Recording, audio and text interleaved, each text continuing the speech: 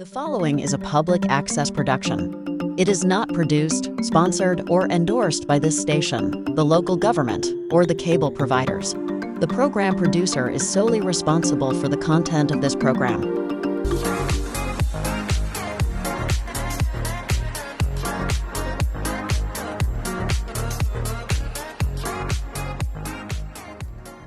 Hello and welcome to John McHugh Real Estate. Thank you for joining us. Today we've got a really exciting show planned. I want to talk to you about a friend that I worked with at Coldwell Banker in Natick, in the Natick office for about 3 years, and he was great in real estate. We worked together, sold some of my properties. We did a lot together. Really good real estate agent who decided to change his focus in life to beer, which is a great thing because this Natick resident has opened his own brew house called Rushford & Sons at 8 Grove Street, and that's in Upton, Massachusetts. Please welcome Brian Goodman. Yeah. John, thank you so much for having me, and thank you for inviting me. It's awesome to be here, and yeah, really excited. Let's do this. Thank you for coming. I'm glad here. So you've got some of these cans here, and that's the beer that you brew. Yeah, this is. So I have well, a 4-pack, but I have 2 of our best-selling beers here. We have our the Gippa, our Grapefruit New England IPA, which, again, how much time we got? I can spend the entire time just talking about this one particular beer. But also I have Bee's Knees, our Honey Blonde, which is our bestseller. Just generally nudges out Gippa just a little bit every month. But these are our 2 best, and I think they really encapsulate kind of what we're about in terms of beer as well. I love it. And I have so many questions to ask you about all of your beers, but I'm just so impressed that you decided to, you've always been an entrepreneur. I think most of us in real estate are at least partially entrepreneurs, and you decided to basically go all in and open your own brewery. And you're from Natick, you found a great location in Upton, and as I understand, it was some type of an oil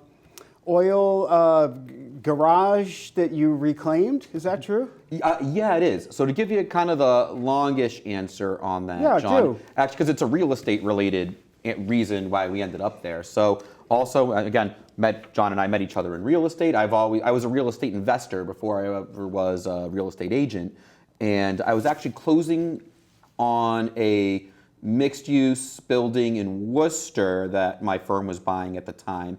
Back in October 2019, when I was first, had a bit, when, the brewery was still just a twinkle in our eye, and I mentioned, it's a mixed-use building, so there's a commercial unit on the ground level, and then residences in the levels 2 through 4. And I was talking with the guy I was buying the property from, like, this place would be great to open a brewery. I'm looking to open a brewery. This place would be great, but it's right by a dozen breweries in Worcester. It's right off Shrewsbury. The building was right off Shrewsbury Street. And he's like, have you ever considered Upton? I'm like, never once in my life. And he's like, well, Upton is out there. When I've had calls for Upton, and I had to leave like 2 hours just to be sure I'm there on time. It's out there. So that's how it started. Well, yeah, it is. And so I said never once in my life. He said, he happened to know at the town manager at the time and said they were looking to get a cornerstone business in the center of Upton, yada, yada, yada, 5 years later, here we are. The conversation was almost 5 years to the day ago, actually, now that I'm thinking about it, because it is mid-October now already. Yeah. 5 years. So you've got a big building, and you have your brew house, and you have a beer garden.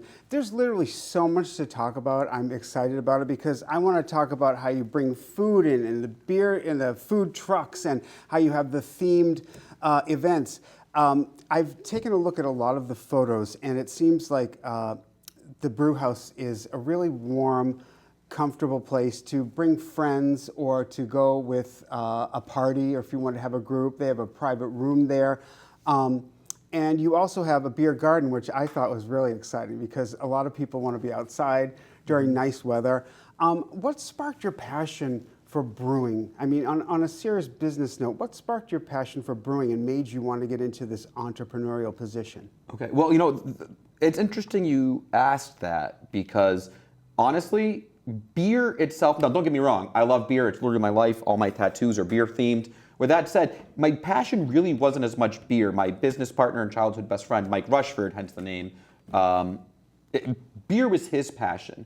More hospitality and inclusion was my passion. So beer, what I love about beer when it's done right is it brings people together. Now, talking about the tap room, yeah, making sure it's a warm community space was kind of really my focus. The beer's awesome. I don't need to worry about the beer. I've worked a couple shifts as an assistant brewer. I can muck out a mash tun with the best of them. With that said, the beer really isn't my side. The brand is my side. And the brand specifically, I know we have our brand on here, Honor, Progress, Tradition. And again, I could spend 2 hours. I like your talking about logo, that. Rushford Yeah. and Sons, and you have a shield and some wheat on the sides. Yeah, absolutely. Oh, barley, but yeah. Oh, barley, okay, stocks, yeah. barley. Yeah, but which I'll talk about that too. Yeah. But really, the biggest thing for me was using beer to bring people together. So I always like to say I'm a fermentation aficionado. Whether it's booze, I like kimchi, hot sauce. I love fermentation. But the thing is too, I also like wine. I like, I like hard liquor. So what specifically is it about beer that sets it apart and makes it a great drink? Is, for, I don't know, long time, hundreds, thousands of years, beer has brought people together and it's a focus. Beer is accessible. It doesn't take a long time commitment to make it. Popular worldwide. Of course. And it's really often the center of community. So for me, everybody is always surprised when they come to my house and I don't have any beer in the fridge. Like, Brian, you're a beer guy. Why don't you have any beer in the fridge? I always joke that my joke is, well, beer's for work. But Right. but with that said, if I'm at home, if I'm having a nice dinner with my wife, we're having a glass of wine. If I'm unwinding after a long day, it's generally a cocktail. But when I'm out with people chatting, I love beer because there's so many different styles. There's something for everybody. And beer just has a way of loosening it, again, when consumed appropriately and responsibly, of loosening people up and bringing people together, which is what it's all about for me. And I think that you describe a great background for being in real estate, for customer service, and especially for running that end of the business. And I'm impressed that you were able to do it, especially during the beginning of, around 2020, when things were just, and you were just, kind of getting rolling. And I'm really impressed that now, after all this time, you're talking, major expansion and all of that, and distribution and being in stores. Like I said, there's quite a bit to talk about, but what I'm interested in most is, tell me about what a typical brewing day is like. I know you're focused on the other aspects, but what's a typical brewing day like at your place? So brewing day is usually actually a very long day, and it's actually not particularly exciting. So Becca is our brewer right now, and so we do, not to go too much into it, most of our beers are 2 turns. So we essentially brew 2 batches of the same beer and then mix them together. And what that allows us to do is make sure the beer is consistent. So, if there was if there was too much fermentable sugars in the first batch, we can dial it back in the second batch, yada, yada, yada. So it's a long day. A typical brewing day is about an 11, 12-hour day of, 15, 20 minutes solid of intense manual labor and then waiting around for an hour. And then 15, 20 minutes solid of intense manual labor and then waiting around for an hour. Because the biggest thing is, beer is essentially fermented grain tea. So you're milling your grain, you're letting the water at a very specific temperature soak on the grain and take the starches and convert the starches from the grain into sugar. And then you're making sure you're rinsing those grains to get all the converted sugars into what's called the wort, which is unfermented beer. And then you want to boil that down to really develop the sugars, and then you cool it down, add it to the tank, and add the yeast. So it's actually not particularly exciting. Again, it's essentially manufacturing, but it it's is a long exciting. day. It's a long day, and for someone who's, I have a working knowledge of how the brew day goes. But again, I always joke, if we were relying on me to make the beer, we may as well close the doors now, because it's one of those Othello things. It's very simple to learn, takes a lifetime to master, and very fortunate to work with, again, having my business partner / childhood best friend be an expert. And also we have, again, Becca, who's our day-to-day brewer. She's also phenomenal at it as well. And I'm glad that I can, have people to rely on like them to make sure if I'm out selling the product, I know it's going to be awesome. That's great. How long has Becca been doing it? Becca started as a part-time bartender with us, and actually, because she had a day job, and much like us, she decided, much like my business partner, I always have been I've been self-employed for a long time now, but she's like, I hate my day job, I love being here, I love beer, I want to learn to brew the beer. So Mike trained her up, and she was our assistant brewer for a while, and then when at the time our brewer went on to other things, she just stepped into the role and was awesome. I think she's been doing it for about 2 years now. Nothing better than somebody who is in a position that they want to be in and that they love. That's somebody that you want there.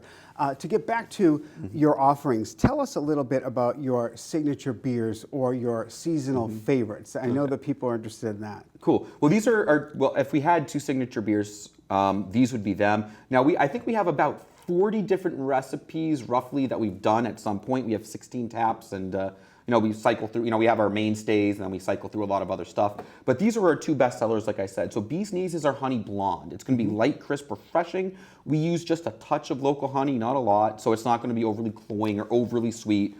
We actually right now sourcing our honey from Boston Honey Company out of Holliston, so it's not far out of my way, but which makes it convenient. But the nice thing about most of the sugars from the honey actually ferment out, because we put the honey in before primary fermentation. So instead of getting all those sugars from the honey, don't get me wrong, you definitely taste it, but it's more of a depth of flavor than dominant flavor. So do you try to source local ingredients whenever you can? For our adjuncts like the honey, yes. So again, I love to source more local ingredients. And the thing is with a lot of the ingredients for beer, there's not a lot of terroir like there is for wine. Like you can't just grow, your favorite grapes in your backyard because, a lot of the grape and, it's soil and, conditions. With beer, it's not so much, but most of the malts that we use actually come from Poland. And the reason is, it's just we use a lot of specific malts, and that's just where a lot of them are made. Not to say that you can't get them in the U.S. The problem is just the cost difference is immense. And the most important thing for us, like I said, is inclusion. We try our best to keep all our beers the highest quality we can make it.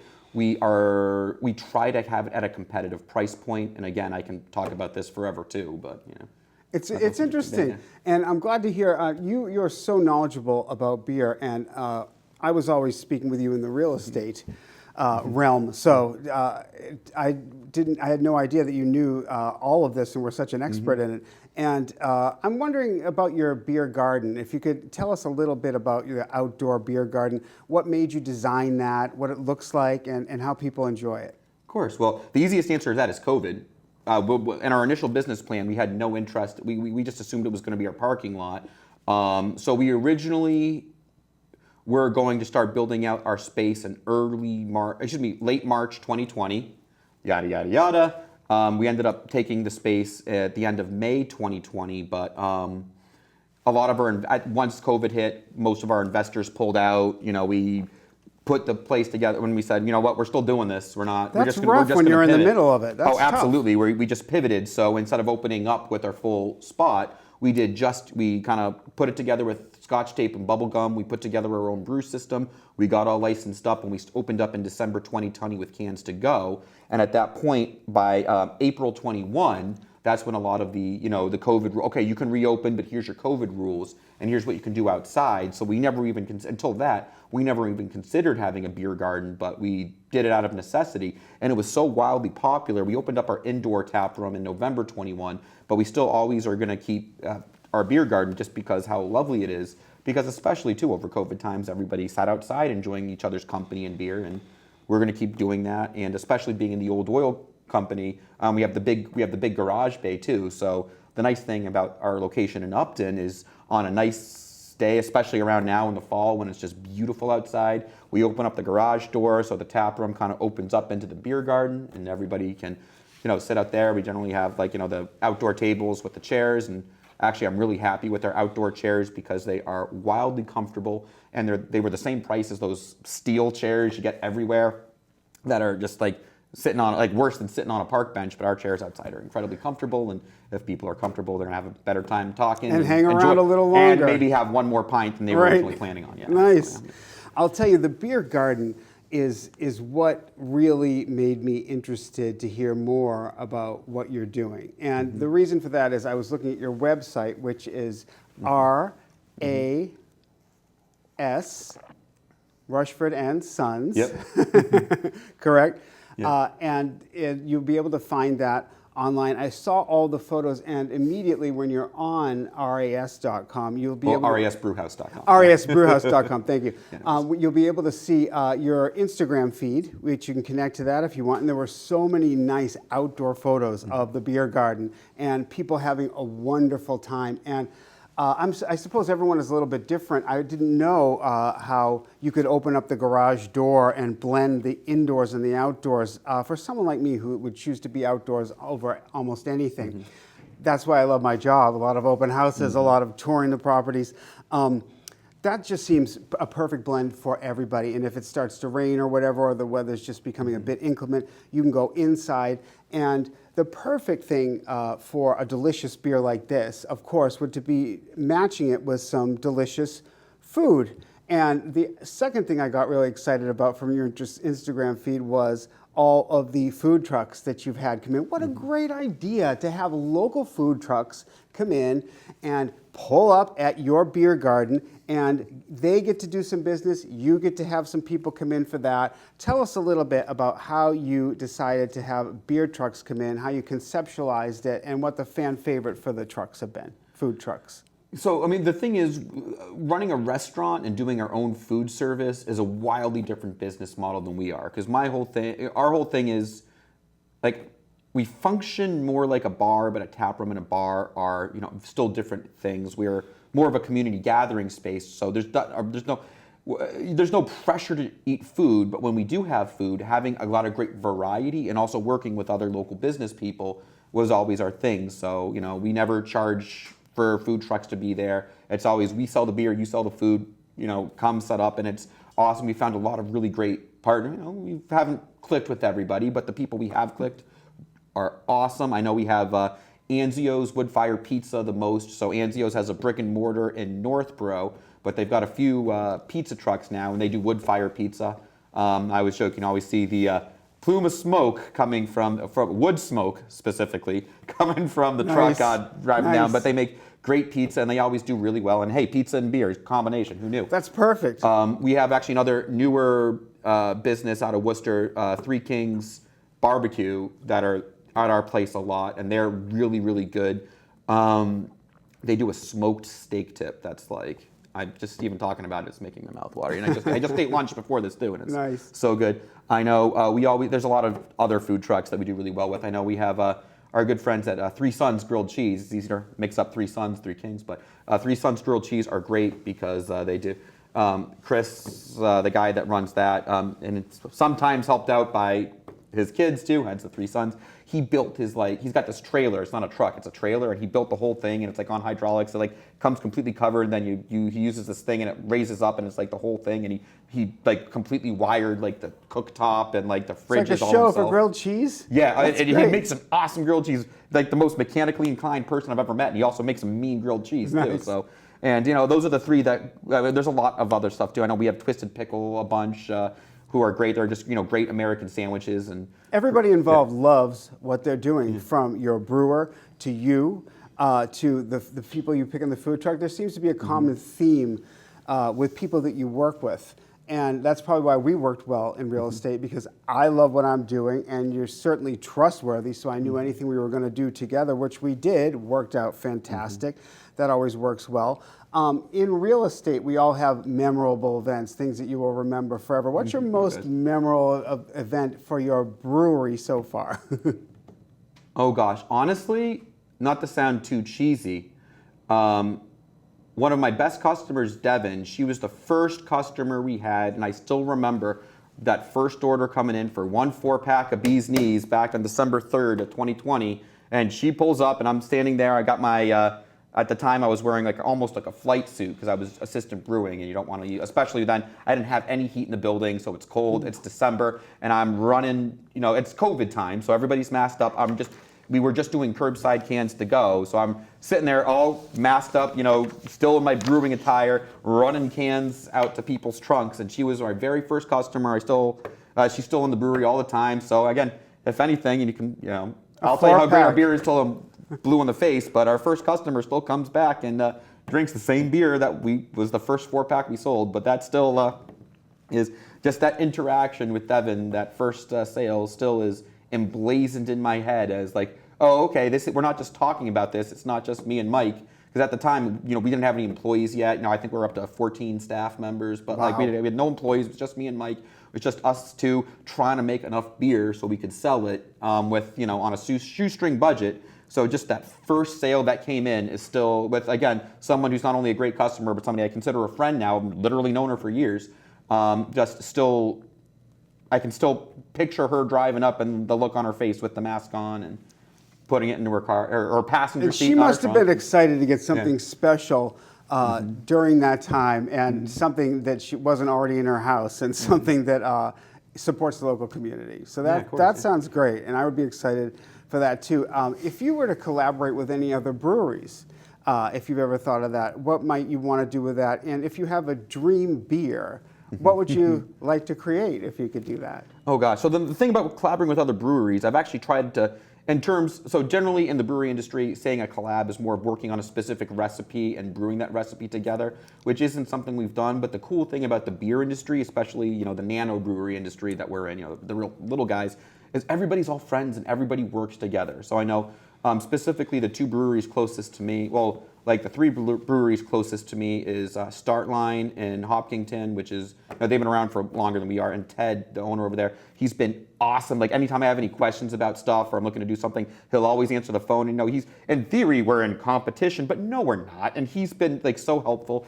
Jay, the owner at Penny Pinchers in Millbury, he opened around roughly the same, I think he opened up 2 months after we did, but still COVID times. And we still, his beer styles are wildly different than us, and we always swap beers and just You have all little have laughs so and, much in things. common, and just like I will say, you and I are one thing I admire about you is, and I just said I was going to say something in common, and then I admire you for it, but we're both overly enthusiastic. Whatever I'm doing, I'm like ready to, and I love that about, and you were like that with real estate too, and to be excited about what you're doing. You can't fake that. You know what I mean? So Oh, I'm so 100%. glad to hear it. Well, the thing for real estate for me, I love being served and I love to serve people. I love being on both ends. And the thing is with real estate, it's always something it's something I got involved with in 2013. Well, originally, again, as an investor, my wife and I started flipping houses when the economics were there. But I always loved serving people, and I love being served. But in terms of the service of people, with real estate, you're serving people make, in theory, one of the most important, financially impactful decisions of their lives. And so, being an expert and servicing people and knowing the joy of being able to guide someone through that process, it's kind of translates to beer as well. I mean, a little bit different, but still the same concept. That when people come in, that our tap room's been open, it's going to be our 4th anniversary this December. I have whole groups of friends that vacation together that met each other in our tap room. I have so many regulars from all the surrounding towns that I know and have not just a business but a personal relationship with, and being able to serve those people and developing legitimate friendships through it is and seeing other people develop friendships through it. I mean, it's the same kind of thing with real estate, that you get that joy of knowing that you've done your part to service someone and something that you're an expert in. It's almost a direct one-to-one translation, actually, if you think about it that way. So absolutely. And the one thing that is a little bit different is that in real estate, I will have, I'm with Coldwell Banker, so I have the higher-ups. I have the corporate structure that's always going to be supervising quality control across the board for the way that everything is handled and the situations are played out and the customers are taken care of. I'm sure you have a quality control process for your business, and I was hoping you could share what you do to ensure consistent beer taste and execution. Well, honestly, that's more of a conversation. I mean, my part is very easy to figure out. Believe me, I make sure I take at least a taste out of, whether I like the beer or not, I take a taste out of every batch that we produce because, it's not the worst part of the job, but also, sure. My whole thing is I will not ask whether it's a real estate transaction or drinking a beer. If I'm not familiar with the process, I'm not going to ask anybody else to do it or spend their hard-earned money for it. So, but the biggest thing is when we do produce the beer, Mike Rushford, again, my childhood best friend and business partner, who's in charge, he made just about every single recipe that we have. He also is he's a very different person than me in terms he's incredibly regimented. In a previous life, he was a he was a production engineer responsible for a lot of standard operating procedures. So he is very particular about taking all the measurements, the entire process of the beer, when beer is fermenting, making sure you get all, the pH and the gravity and all the other metrics that you need to ensure that your recipe has hit the specific quantitative metrics that it needs to hit. And also science. There's a lot of science, but there's also nothing better than just having a pint or two of beer when you need to have it, and making sure that, because the way I've always sold, it's funny, just bloviating here for a second, John. I've always been told, oh, Brian, you're a salesman, you can sell ice to Eskimos, and I've really been thinking about that a lot lately because I don't want to sell ice to Eskimos. Eskimos don't need ice. I like selling beer, a product I believe in, at a fair market price to people who like that product, and that's actually another thing. Like one of the biggest things with our beer, we try to, again, keep that quality there, and it's there. Anybody who tastes our beer again, we're making that big distribution push lately, so I've been personally doing a lot of tastings at liquor stores, and a few things make me happy, like, oh, hey, you want to try some beer? Yeah, I'll try some beer. Wow, that's really good. I'm like, I know that, but I might be biased. It's awesome to hear it from you, but... Right. And you clearly are up to date with all of it. And how about industry trends? You were talking about where the industry goes. How do you follow industry trends and innovations for the beer production process? Oh gosh, I mean, again, do we have another 2 hours here? We have as long as you want, right? Yeah, absolutely. My biggest thing with the industry. So technically, I read a lot. I keep up with it. All the articles are about how the craft industry is shrinking. The craft beer industry is shrinking. Everybody's buying ready-to-drink cocktails. Everybody's buying seltzers. No one's buying beer anymore. And I think one of the biggest problems there is actually IPAs. Now, there's a lot of IPAs out there. It's a great style of beer. India Pale Ale, for anyone who doesn't know what IPA is. Yes, I personally love IPAs, but the problem is craft IPAs became very popular, and then people associated the one style of beer as craft beer. So if you don't like IPAs, and there's a lot of people that don't, you'll avoid craft beer altogether. Well, that's exactly it. And just the focusing and the exclusion that is born of the IPA culture. So again, I'm a big nerd. I like video games. I like Dungeons and Dragons. I like all that stuff. And one of the biggest things about a lot of the nerd culture, it's been gatekept. It's, hey, if you don't think exactly like me, this hobby isn't for you. And that's kind of crept into a lot of craft beer, where the thing is too, okay, cool, you like IPAs? Great, here's some IPAs. You don't like IPAs? Here's 5 wildly different styles to try, which is one thing that makes me happy. No, don't get me wrong. At our tap room, I think I have 3 IPAs on draft now, and we'll have 3 to 5 IPAs on draft. I got kids and a mortgage. I like selling popular styles of beer. But for every 2 people who come in and say, I've never been here before, what do you got for IPAs? I have 4 people that come in and say, oh, thank you for having something other than IPAs, which is why it makes me really happy that, one of our 2 best sellers, the Gippa, our Grapefruit New England IPA. Well, it's a full flavor New England IPA. It's the primary dry hop is Citra, which has been a very popular IPA hop. Could you run down all the beers that you offer, or like a short list? Give us maybe 5 or 8, 10. So again, I know just for distribution right now we have 5 that we're distributing. We have Bee's Knees, the Honey Blonde, Gippa, the Grapefruit New England IPA. I have Lon Rua, our Irish Red, Golden Lion, which is our Abbey style Belgian, and then Autumn's Harvest, which is our pumpkin ale, which is our seasonal for the fall because people like pumpkin. But and it's also, I mean, I could, again, go on for an hour about that too. But I mean, also on draft, I mean, one of our best sellers is a British IPA. So it's, again, a pop style that's very popular, but a spin on it that's traditional, but not that common, which is kind of what I like because, it's a very traditional style. Our brand is Honor, Progress, Tradition. But it's a style that's not very well represented. So a lot of people are like, oh, I really like IPAs. What's the difference of a British IPA, which it's very traditional British hops, and where a lot of like the New England hazy hops have a hazy, juicy flavor. The West Coast hops have a more bitter flavor, where the traditional British hops have a more floral, earthy flavor. So it's it's a different malt blend, different water chemistry, different yeast. So it's like going in and taking a look at a long menu for the average consumer, and then you'd be able to explain it all like that, like tell me a little bit about this one, or that one. The way that I got into craft beer or nano brewing, not even nano brewing. There was a place in Boston called Brew Moon, and it was many years ago. And I tried their beer, and I loved it. I thought it was fantastic. It wasn't like the Miller Lite or whatever I had been drinking, Bud Light. It was something really different. And then I saw Boston Beer Works come, and then it seemed to like move. Then you started to see them in liquor stores and everything. But to have somebody right here who I've known for many years from Natick start doing it, I find really impressive. So you've kept up with the industry trends and innovations, and I'm wondering overall what the impact that the craft beer movement, since we got into that, has made on the overall industry.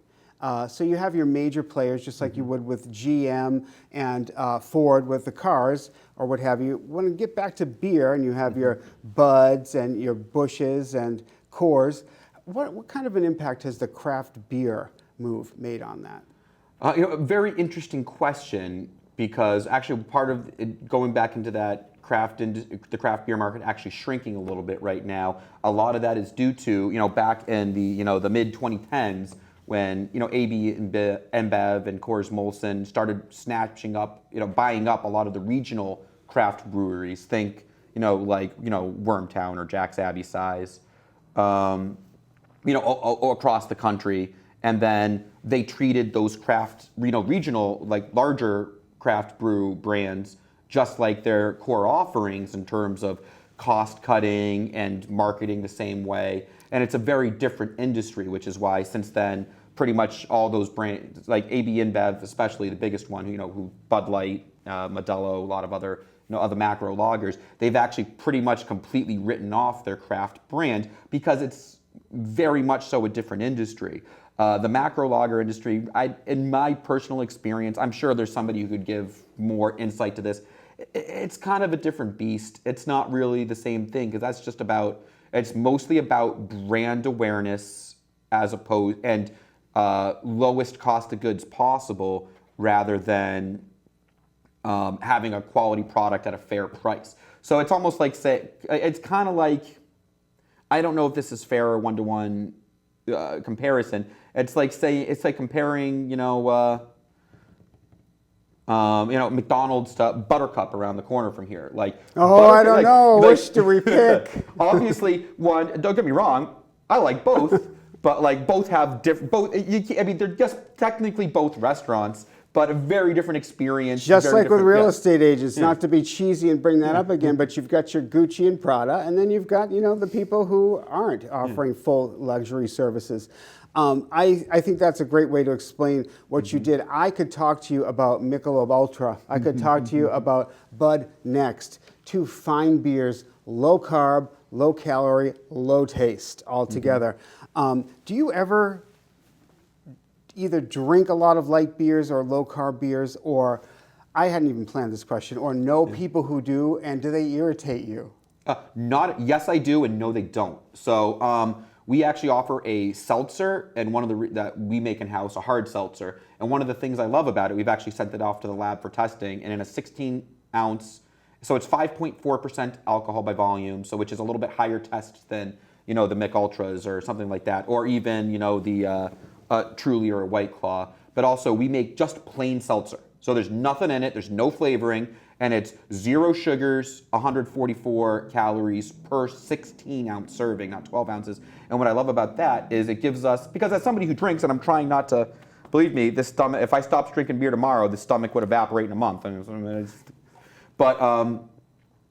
Managing your health while still enjoying craft beverages is, it's a big thing, especially for someone who, I'm a professional drinker. It's certainly something I think about a lot. Also, one of my favorite beers that we make, we have a beer called Upton Light, which is 4% alcohol by volume. It has much higher water to ingredient ratio than most any of our other beers.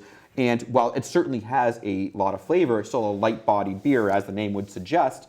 And a lot of the times, especially too, I'm going to like an industry meeting or a conference or something like that, and it's noon on a Monday, and someone's like, "Hey, do you want an 8.5% double IPA?" I'm like, No, I just want something I can sip and have a conversation and be able to have a coherent conversation and not wrap my car around a tree when we leave. So do you think others in the industry are not happy with general light beer or low carb or what have you? There are some people who aren't, sure.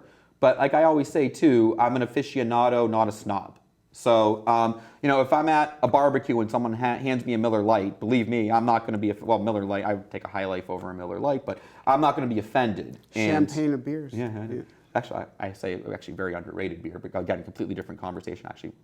In terms of But in macro liquor stores, lagers, they usually have one or two choices, maybe three, for the low carb or what have you. But you seem to take care of everybody at your brewery with your ciders and your waters and all of that. And that's amazing. You can offer such a wide range because it's not like you're national yet, but you're on the way. Yeah. Well, I never want to be national. I want to be statewide, which that we're working on. I mean, but it doesn't happen. The biggest mistake, I always joke, the biggest mistake we made before opening the brewery was not being rich first, because it takes a lot of money, and since the beginning we've been putting together with Scotch tape and bubble gum, and now 4 years in, it's starting to come together where our gross is up, and the longer you do something, the better at it you get. Who knew? So which is why we're in a point where we're actively growing our business. With other locations. Yes. Oh, absolutely. So yeah, we are in the process of working. We just got our building permit to build out our second location in Holliston, which should be open spring in 2025. I'm aiming for March. There's 0% chance it's going to be March. It's probably going to be May or June. But that is moving forward, which is really exciting. And also, in terms of distribution, getting it into more stores is going to be a big thing. But I think to your original question, which again, the thing is, the beer industry, which is what we're really getting into now with the distribution, is very different than the hospitality industry, which is really what we've been in. So realistically, again, with our tap room, it's been a community gathering space that we monetize with products we create, rather than a temple to worship at beer, which is why we've been growing where the craft industry has been shrinking, because you can't, especially too with the craft industry, there is so many great affordable choices. I know I talk about Jack's Abbey because, they're the largest brewery that's growing a lot right now. As of just yesterday, they announced they're buying Night Shift. A couple months ago, just outside of downtown Framingham. Yeah, absolutely. Yeah, not too far away from here, actually. Yeah, which a couple months ago they announced they're buying Wormtown out of Worcester. So I think they're now, I think on paper, the largest production brewery in Massachusetts now, because Boston Brewing Company doesn't produce in Massachusetts. Yeah, you have more community events than they do by far, I would say. Am I right? The thing is, it's a very different business because they're in the beer business, not necessarily the hospitality business. So Jack's Abbey is an awesome tap room in Framingham, but it's probably, I would imagine, it's a footnote on their ledger. They make all their money through their distribution in the beer industry as opposed to the hospitality industry, where we started out in the hospitality industry. And now we're moving into the beer industry. And part of the hospitality industry is I think our beer is awesome. If you don't like beer, but you want to come hang out with your friends, we're focused on hospitality, not just a temple to worship beer. So I want something for you. Do you like wine and not beer? Great. I've actually partnered up with two great Massachusetts wineries I'm not going to go into the... Tell me about that. Yeah, so I'm not going to go too much into Massachusetts liquor licensing laws because I think I want to keep this interesting. I find it fascinating, but I understand the viewers may not agree with all of it. Long story short, with the Farmers 19 Series licenses that we're under, we have a winery license where we can either make our own wine or contract a Massachusetts producer to make it for us. So we work with La Cantina Winery and Bob and Anna, the couple that owns that. They're out in Franklin. Their wines are phenomenal. We also just started working with Broken Creek out of Shrewsbury, and Abby, the owner of there, she's awesome too. So we have different works there. I actually don't offer a cider, but I'm working on it. Oh, I thought you did. I'm sorry. No okay. cider. No, I'm working on that because there's a couple local producers of cider that we've been talking to, and I want to bring in a cider, which also will be better because I want to buy it, and I kind of wanted to have them make it like a batch for us, and it'll be easier. But I'm not going to distribute it. It would be specifically for my tap rooms. So I want to have the second tap room open so I can move it and a certain quantity in a certain amount in a time where it's not going to just be sitting there for a year growing stale. We serve athletic beers, the non-alcoholic ones, because there's a lot of people I just want to hang out with my friends. I don't want to drink alcohol, you're welcome to. We have Coke, Sprites. I have juice boxes for the kids. I sell as many juice boxes as anything else. How many beers on tap? I have 16 on tap. Oh, that's a lot. At any given time, yeah. And then how many would you have in the can for the customers? And generally, everything we have on tap, we have in cans for and the it's all customers, to go as well. All to go as well, yeah. That's amazing. Yeah. I think it's so great that you can come in and do all of that and be able to have it for here or to go, to meet with your friends and to have some dinner if you like and take care of all of that. You've talked about expanding and I'd like to hear which stores you're currently your beer is available in. And when you talk about expanding, tell me a little bit more about that, business-wise, distribution-wise. Okay, so for distribution, I have run the numbers 6 ways from Sunday, and the biggest thing for distribution is I originally tried distributing with another brewer. I never wanted to go with one of the big distributors because we're small, and I don't have a $5 million marketing budget. So any distributor that I could get to take me is like, okay, we'll put you on the list, but they're not going to push our beer. Why would they? They don't need us. I originally tried partnering with another beer brand, a larger beer brand than us in Massachusetts, but it was the same kind of thing. It's just like they said all the right things, but it wasn't a good fit because their sales reps were pushing their beer, not ours. And you go to it was a tough situation. So we actually, as of last Friday, we're officially broken up out of that contract. So and that extended as far as Middlesex County. So actually, just today, So I started my own distribution company that right now it's just our beer and then there's Spicy Water Distillery out of Millbury, and we're representing just those two brands. But my thought, I ran the numbers 6 ways from Sunday to build out the logistics and the sales staff and the logistics staff for just one brand. Well, it just wasn't efficient in terms of even just paying for itself and breaking even. But if you can represent 3 or 4, Massachusetts local brands and make sure to effectively use the same logistics to triple or quadruply monetize those logistics, it makes a lot more fiscal sense, and you can still focus on the little guys and building brands rather than just being like, oh yeah, here's all your your Bud Light and your Coors Light. Oh, and by the way, do you want any craft beer? No, okay, cool. See ya. As opposed to, hey, we're Rushford and Sons, and actually that's why I've got some of my sell sheets and distribution materials, because I've been going around to a few of the liquor stores today before I got here in Natick trying to get us in. So I'm working on. Right now, you can get us at the Wine House and Central Street Cafe in Holliston. Where's the Wine House? Right on Central Street in Holliston. Okay, So it's about and 20 where minutes else? from here. I want to make sure people know. You can also get us at Sherburne Wine and Spirits, just further down on 16 towards Holliston. Thankfully, they actually just opened them account today. And actually, after I leave here, I got to pop back into Dion's and Fannon's and catch the beer buyers Sure, there. right downtown. That's great. So I'm working on it. That's great. And by the way, anybody watching this, if you go to your local package store and ask for Rushford and Sons, it would be greatly appreciated. Yeah, give the rest of your information where they can see more about you, your website, and all that while you're doing that. Oh, sure. Yeah. Please. So again, our website is RAS, as in the acronym for Rushford and Sons, rasbrewhouse.com. And all our information's there. If you ever want to shoot us an email, hello@rasbrewhouse.com. And yeah, very accessible on the web too. Yeah. I want to make sure that everyone will be able to get this delicious beer and to check out the website. I thought it was great. The Instagram page just shows you how much fun you can have there at the brew house. There's something for mom and dad and the kids for there or to go. And I was looking also on the Instagram at a lot of the community events that they have. And I'd like you to tell us about your best community events that you've had there. I mean, the Instagram is a party. I mean, Instagram, forming an account like that is amazing. Your website is amazing. I'd love to know who does that. But when it comes to those events that I've enjoyed looking at the photos of, what are the best community events you've had? Well, before I answer that, one of our big business philosophies is we always want to contribute to the community. We want to make a good living contributing to the communities we're a part of, not taking from. So I always try to make sure, obviously we do have a marketing budget. I try to make most of that, instead of spending it on Facebook or whatever, which I hate. I do that too, which I hate it, but it's effective. But we always try to sponsor not only sponsor all the youth sports and youth, the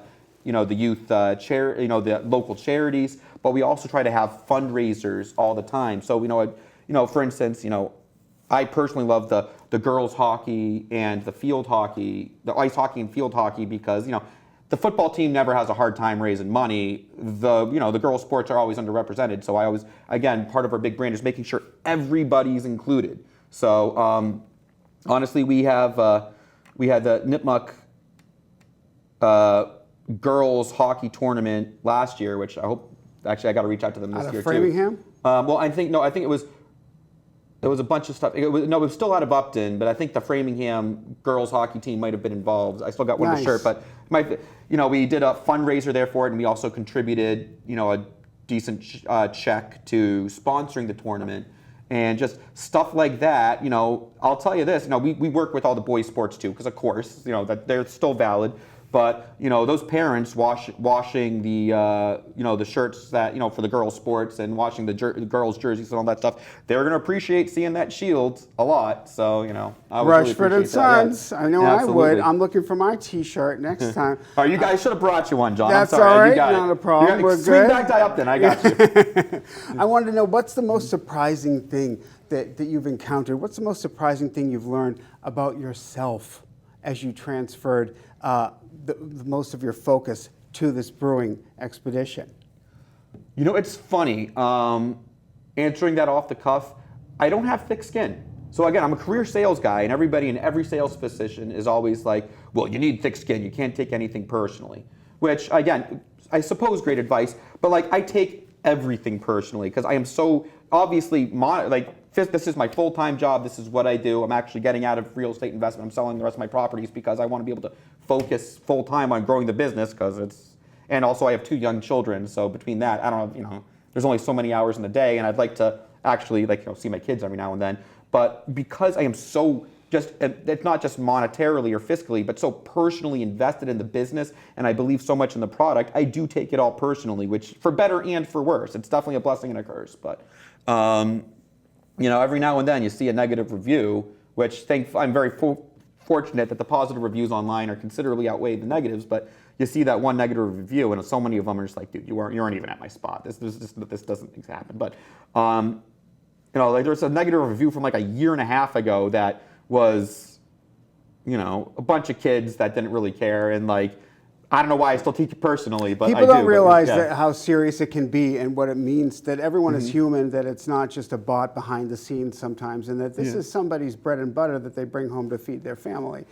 There's a big difference between reviews that are clearly warranted and reasonable, and then people who are out there, and I have to imagine that a lot of people who have been drinking beer, we don't know when, what was it really about, how bad was it, so I always take those with a grain of salt. I really do, and I try not to worry about those when my colleagues and friends tell me about them. But what I do like is to hear about a little bit of a humorous experience you may have had at your brewery. Humorous experience. Fun, a top 10. Oh gosh. What humorous things have happened to you during your time at the brewery thus far? Oh gosh, there's a lot. I don't know. I got to think about it. I always say there's a lot, but. Well, how about some advice you might give to other people who are aspiring to become entrepreneurs like you, or to get into another business? What would you suggest to other aspiring entrepreneurs? You can't learn to swim without getting wet. Good. That's very good. You got to jump in and try it, right? Yep. Yeah. So I know there's a lot of small breweries that do great work, but a lot of the owners are, they're part-time, they have full-time jobs, and they do the brewery on the side, which I get because, to be fair, before I even give this criticism, I am in a very privileged space where, raising the funds to open the brewery wasn't that much. Obviously, I was undercapitalized, but I was able to raise enough money to open the brewery without much of an issue. My wife and my family were so supportive to begin with, and they always bought in and supported. So I was in a very privileged position where I could take a big pay cut for years and really focus on this, where not everybody can. Not everybody has that privilege. But with that said, I'm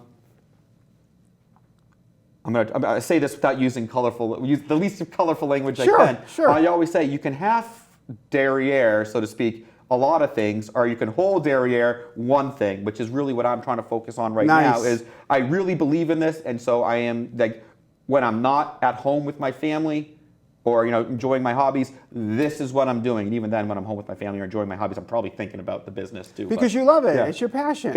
I do love it. It is my passion, and I'm really proud of what we've done, and I'm really proud of where we're going.